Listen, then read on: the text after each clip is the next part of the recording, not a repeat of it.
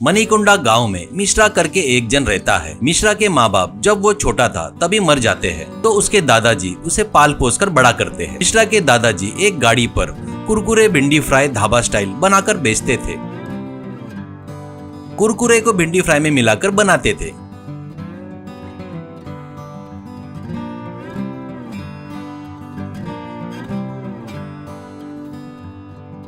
मिश्रा बहुत ही आलसी था। खाना खाना, टीवी देखना, सोने के अलावा और कोई भी काम नहीं करता था। उसके दादाजी कितना भी समझाए तो भी वो नहीं सुनता था। एक दिन वो, बेटा उम्र हो रही है, तेरी दादी के मरने के बाद मेरा घर में काम भी बढ़ गया है।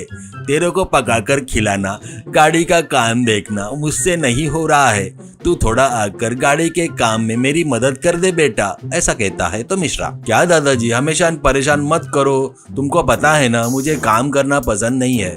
चाहे तो गाड़ी किसी को किराए से दे दो, मैंने के कुछ न कुछ देते वो लोग, ऐसा कहता है। तो वो सुनकर दादाजी सिर पकड़ लेते हैं। एक दिन नींद में मिश्रा को एक सपना आता है। उस सपने में माता रानी के मंदिर के बाजू में एक सिंहासन पर मिश्रा बैठकर रहता है। उसके सिर के ऊपर एक उल्लू बैठकर रहता है और लोग मंदिर में न जाकर उसकी पूजा करके नारियल फोड़ रहे थे। दूर बैठा एक कुत्ता उसे देखकर बहुत भौंक रहा था।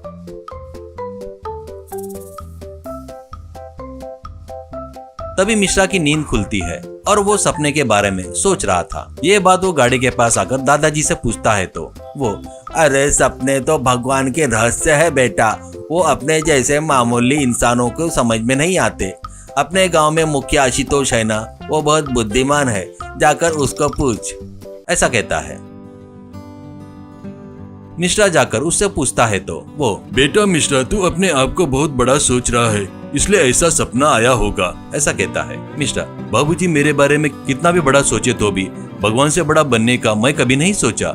जाने दो, पर वो कुत्ता क्यों भौंक रहा है, वो उल्लू मेरे सिर पर क्यों बैठा था, ऐसा पूछता है। आशुतोष, क्या है क्या मुझे नहीं पता, एक काम कर, पड़ोस के गाँव में एक पंडित रहता है, वो बहुत ही शास्त्रों का ज्ञानी है, उससे पूछ कर देख, ऐसा कहता है। पंडित, बेटा मिश्रा तुम्हारे गांव में कुछ अनहोनी होने वाली है, इसलिए सपने में गांव वाले माता रानी की पूजा ना करते हुए तेरी पूजा किए हैं, ऐसा कहता है। मिश्रा, तो कुत्ता और उल्लू का क्या रोल है, ऐसा कहता है। पंडित, उनको खाना नहीं दिए इसलिए उसको गुस्सा आया और भौंका। माता रानी की नहीं तेरी पूजा करवा लिया करके तेरे साथ कुछ गलत होना करके उल्लू तेरे सिर पर बैठा, ऐसा कहता है। इससे मिश्रा को डर लगता है।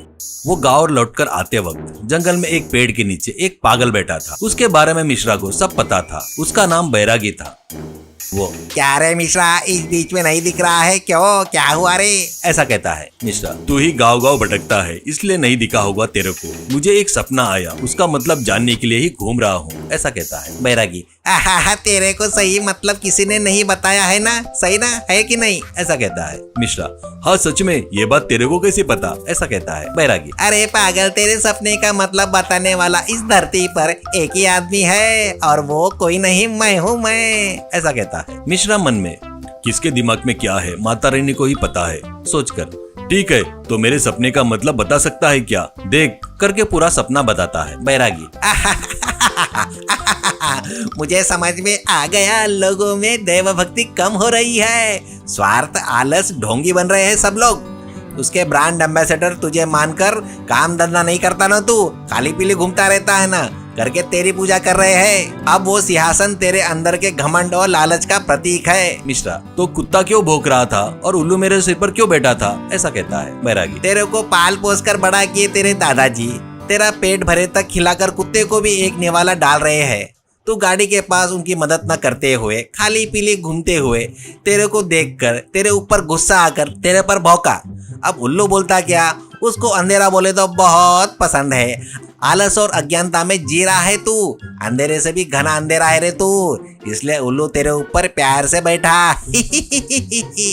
ऐसा कहता है। इससे मिश्रा का ज्ञानोदय होता है। वो बैरागी को नमस्कार करके, तुम पागल नहीं हो, तुम तो बड़े मेधावी हो, अभी मुझे मेरी गलती का एहसास हो गया है, कहता है। तो बैरागी, ए क्या रे, गांव वाले सभी मुझे पागल कह रहे हैं तो तू नहीं बोलने वाला तू कौन है रे?